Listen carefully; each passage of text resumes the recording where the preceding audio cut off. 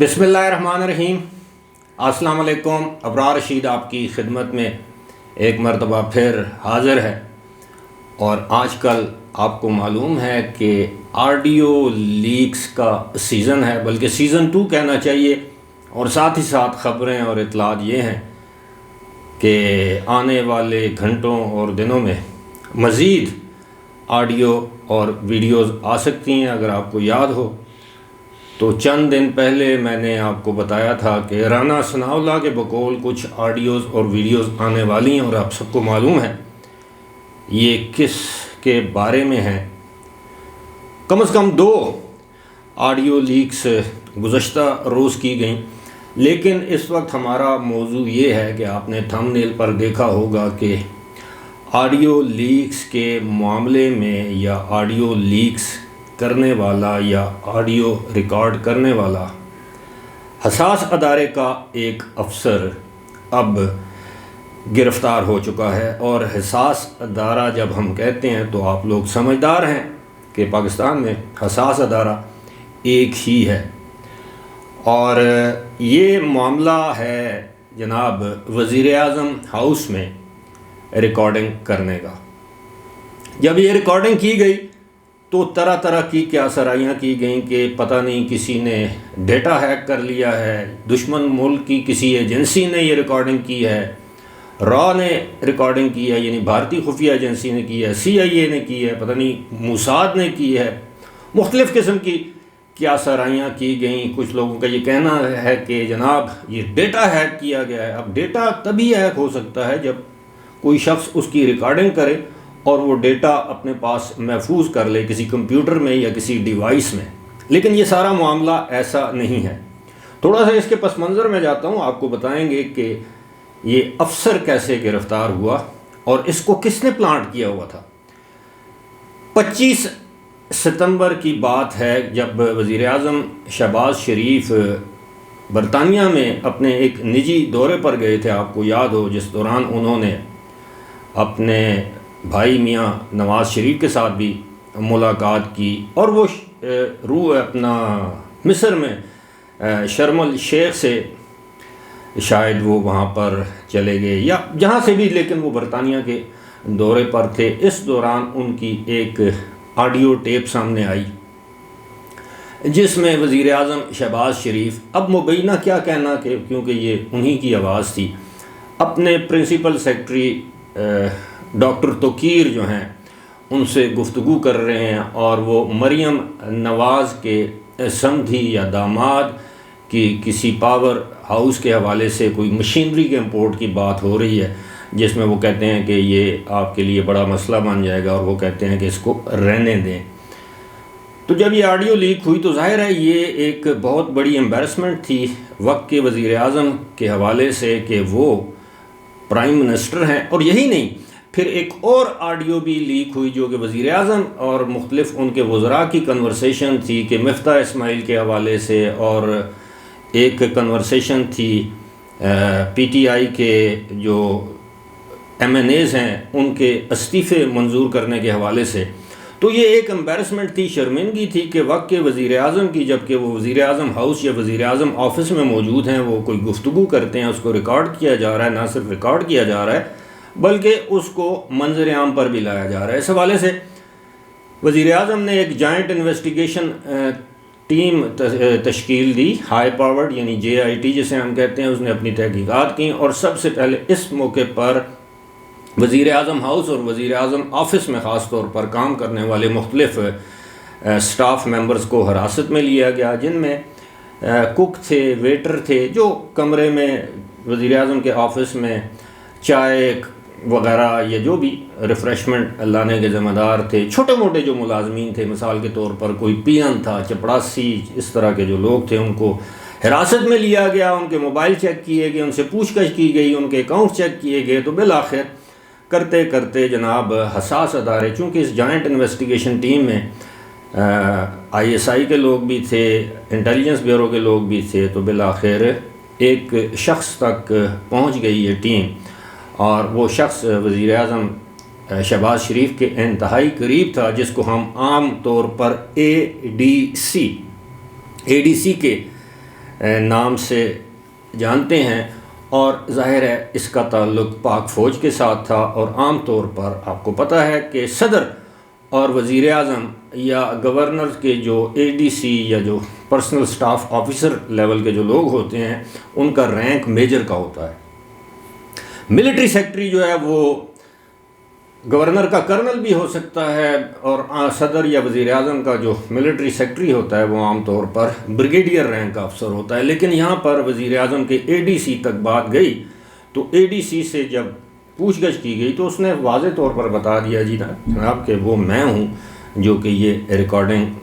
کرتا ہے اپنے ٹیلی فون کے ذریعے۔ ظاہر ہے ADC تو وزیر اعظم کے ساتھ ہر جگہ، ملٹری سیکرٹری اور ADC تو ہر جگہ موجود ہوتے ہیں، وہ ان کے گھر کے فرد کے طور پر جانے اور پہچانے جاتے ہیں۔ اور یہ ADC وہ تھے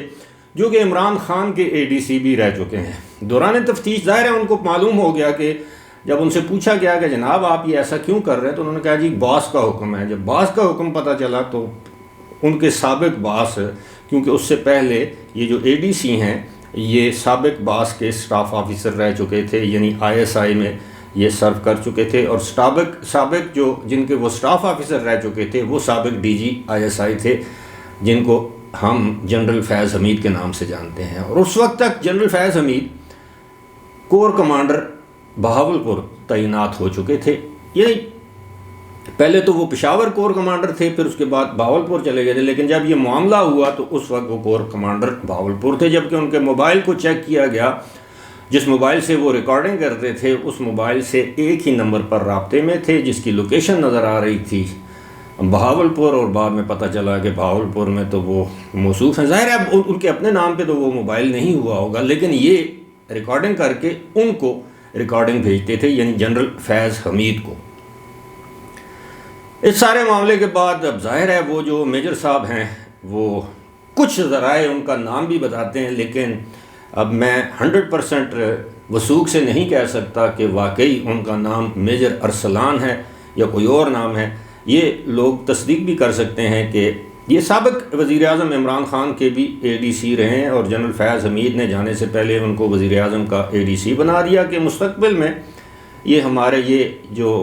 میجر صاحب ہیں یہ ہمارے کام آتے رہیں گے، اور ایسا ہی ہوا، لیکن بالآخر وہ میجر صاحب پکڑے گئے۔ اب اس سارے معاملے کا ظاہر ہے وزیر اعظم کو بھی علم ہو گیا، وفاقی وزیر داخلہ رانا ثناءاللہ کے علم میں بھی یہ بات آ گئی، وزیر دفاع خواجہ آصف، یعنی آپ یہ سمجھ لیجئے کہ وفاقی کابینہ کے تمام لوگوں کو اس بات کا علم ہو چکا تھا کہ وزیر اعظم کے ADC میجر ان کی ریکارڈنگ کر رہے ہیں اور وہی لیک کر رہے ہیں۔ اور یہ معاملہ ظاہر ہے اس وقت کے آرمی چیف، اس وقت کے DG IS اور اس وقت کے آرمی چیف اور موجودہ DG ISI ان دونوں کے علم میں آیا۔ تو پھر جب آپ کو پتہ ہے کہ فوج میں کوئی بھی شخص رنگے ہاتھوں کوئی بھی غیر قانونی کام یا جرم کرتے ہوئے پکڑا جائے تو اس کی جان خلاصی ہونا ناممکن ہے۔ ظاہر ہے اب ان کا کورٹ مارشل ہوگا، جو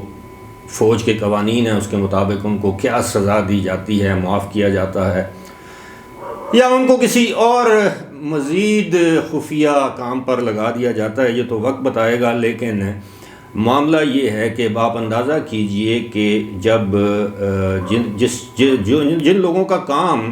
وزیر اعظم کی ہر طرح کی سیکیورٹی کو یقینی بنانا ہے، جن لوگوں کا کام یہ ہے کہ وہ وزیر اعظم کی آنکھ اور وہ کان کا کام سر انجام دیں، اور جب وہی لوگ وزیر اعظموں کی مخبری کرنا شروع کر دیں، چاہے وہ موجودہ وزیر اعظم ہو چاہے وہ سابق وزیر اعظم ہو۔ اب سابق وزیر اعظم کی بھی آڈیو ویڈیوز اسی وقت سامنے آتی ہیں جب وہ دوران وزارت عظمیٰ اس کی وہ آڈیو یا ویڈیوز ریکارڈ کی جاتی ہیں، اور ریکارڈنگ آپ کو پتہ ہے آپ اور میرے جیسے لوگ تو نہیں کر سکتے، یہ وہی لوگ کر سکتے ہیں جن کے پاس یہ ٹیکنالوجی ہے، جن کو اس کا استعمال آتا ہے، یا جن کو اوپر سے اجازت دی جاتی ہے یا اوپر سے حکم دیا جاتا ہے کہ آپ نے یہ کام کرنا ہے۔ اور یہی وجہ ہے، یہ ہماری بدقسمتی ہے۔ ایسا نہیں ہے کہ دنیا میں کہیں بھی اس طرح کی ریکارڈنگ نہیں کی جاتی، ایسی مانیٹرنگ ریکارڈنگ امریکی صدر کی بھی کی جاتی ہے، لیکن اس کو منظر عام پر نہیں لایا جاتا۔ ایک اور جو معاملہ ہے وہ اگلی کسی ویڈیو میں اس پر ذکر کریں گے کہ جن آڈیوز یا ویڈیوز کا اب ذکر آ رہا ہے کہ وہ کسی بھی وقت منظر عام پر آ سکتی ہیں، وہ کسی خفیہ ادارے نے ریکارڈ نہیں کی، بلکہ سابق وزیر اعظم کے اس وقت کے ایک انتہائی قریبی، بااعتماد، دست راست، انتہائی چہیتے ساتھی نے وہ ویڈیوز جو ہیں وہ ریکارڈ کی اپنے موبائل میں۔ وہ موبائل پھر وہ حساس اداروں کے ہاتھ لگ گیا اور وہ سارا ڈیٹا ان کے پاس چلا گیا۔ اب پتہ نہیں اب وہ ساری چیزیں کس کے پاس محفوظ ہیں، کون اس کو کب جاری کرے گا۔ لیکن یہ بہت بڑا المیہ ہے ہماری قوم کا کہ ہمارے جو رہنما ہیں، پہلے تو یہ ہیں کہ وہ اس قدر ان کے کردار میں کمزوریاں ہوتی ہیں کہ ان کی ویڈیوز اور آڈیوز بنائی جاتی ہیں، چاہے وہ نجی گفتگو، نجی محفلوں کی ہوں، اور پھر ان کو بلیک میل کیا جاتا ہے۔ عین ممکن ہے کہ ہماری اسٹیبلشمنٹ کی بھی خواہش ہو کہ کمزور قسم کے لوگوں کو اقتدار میں لائیں، جن کو بعد میں ان کی آڈیوز، ویڈیوز یا ان کو آئینہ دکھا کر ہم ان کو بوقت ضرورت بلیک میل کر سکیں۔ کچھ لوگ بلیک میل ہو جاتے ہیں، کچھ لوگ کہتے ہیں کہ ڈیپ فیک ٹیکنالوجی ہے، اس کی فورینسک بھی کرائیں گے تو کچھ وہی رپورٹ آئے گی۔ بہرحال اب اس حوالے سے آنے والے دنوں میں مجھے خدشہ ہے، مجھے ہی نہیں اور بھی بہت سے لوگوں کو یہ خدشہ ہے کہ اس حمام میں، آڈیو اور ویڈیوز کے جو حمام ہے، اس میں آنے والے دنوں میں آپ کو بہت سے سیاستدان، سیاسی کردار برہنہ ننگے نظر آئیں گے۔ فی الحال مجھے دیجیے اجازت، خدا حافظ۔